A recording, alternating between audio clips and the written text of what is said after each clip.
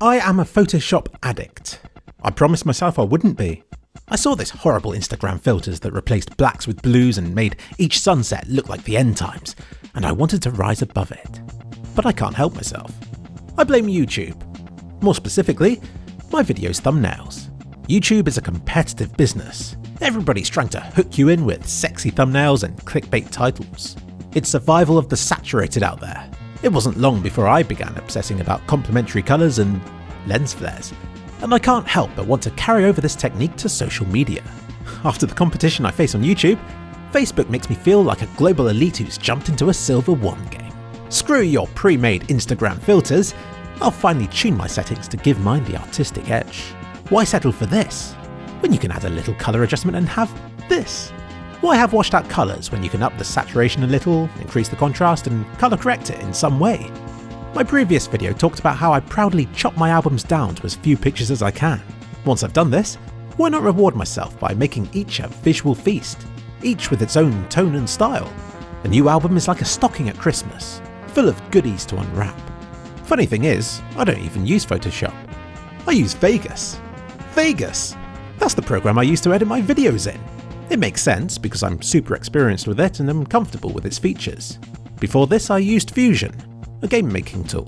Sure, I'll occasionally need Photoshop for something super specific, but most of my albums only require something basic, like colour or contrast adjustment. But where to draw the line? I admit, I get carried away. It'll look okay when I'm working on it, but then I'll go and browse dank memes for a while, and when I return, I ask myself what the hell I was thinking. I then lower the effect to a level I think I can get away with, and move on to the next. But I can still tell which of my pictures are edited, and I fear that everybody else can as well. That to everybody that matters, I'm just another Instagram bitch who feels like editing is more important than the actual content. Are my pictures going the way of the skill video? I don't know. I just know that it's a hell of a lot of fun. And surely that's what it's all about. I'm a sucker for blue and orange. I love tainting pics with a professional purpley presentation. And I want for each of my images to span from the blackest blacks to the whitest whites, or else I feel it's a missed opportunity. But don't worry, I haven't completely lost my way. I still keep copies of the unedited pictures, just in case my future sanity requires them. And my new phone's HDR mode is excellent. It does such a great job that I no longer need to adjust the brightness or contrast. So that's a few ways less that I abuse my pictures. But I suspect that image manipulation is here to stay. Many pictures yet to be taken will be abused and ruined by it.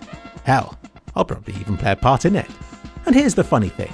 My childhood images have been damaged and faded with age.